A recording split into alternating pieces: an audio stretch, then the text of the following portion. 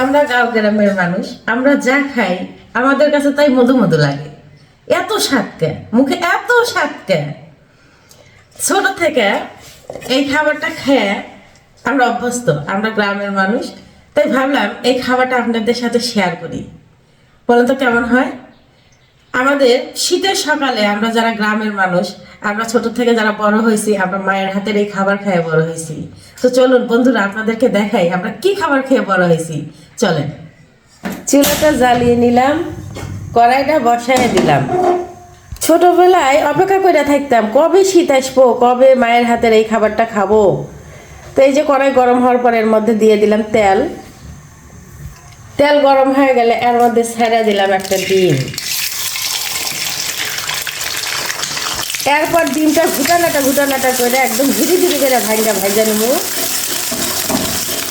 ডিমটা ঘুটানাটা করে ভাজা হয়ে গেলে এর মধ্যে দিয়ে দেবো পেঁয়াজ কুচি, আর দিয়ে দেবো কেটে রাখা কাঁচা লঙ্কা।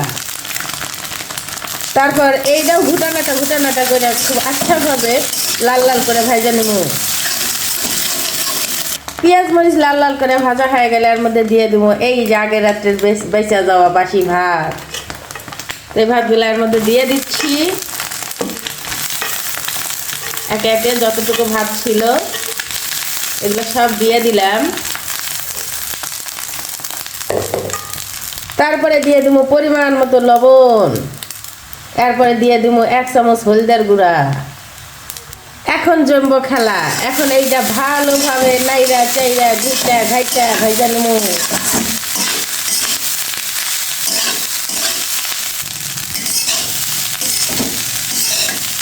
বেশ কিছুক্ষণ সময় নিয়ে এটা মিডিয়াম আছে নাইরা চাইরা সুন্দর করে ভাইজা নেব। এই তো আমি নাইরা চাইরা মিডিয়াম আছে প্রায় 10 থেকে 12 মিনিট ভাইজা নিলাম খুব ভালোভাবে। এই যে আমি দেখাই দিচ্ছি, দেখেন কালারটা। এই খাবারটা যদি ভাজাতে ভালো না হয় তাহলে খাইতেও ভালো লাগবে না। তো আমার এই যে ভাজা শেষ হয়ে গেছে, আমি এখন চুলার জালটা বন্ধ করে দেব। এই যে দেখেন কি সুন্দর কালার এসে গেছে। এই যে আমি বাইরে নিচ্ছি। এই তো তৈরি হয়ে গেল আমাদের গরিবের ফ্রাইড রাইস, আমাদের গাঁও গ্রামের শীতের অতি প্রিয় খাবার। এটা আমাদের মা দাদির হাতের খাবার। এটা খাওয়ার জন্য আমরা ছোটবেলায় কত অপেক্ষা করেছি, কবে শীত আসবে, কবে খাবো। তো এইরকম মজাদার গ্রামীণ কিছু খাবার পেতে আপনারা অবশ্যই আমার পাশে থাকবেন এবং আমার এই চ্যানেলটাকে লাইক কমেন্ট ও ফলো করে বেশি বেশি শেয়ার করবেন। আর যারা ইউটিউব থেকে দেখবেন তারা অবশ্যই সাবস্ক্রাইব করবেন।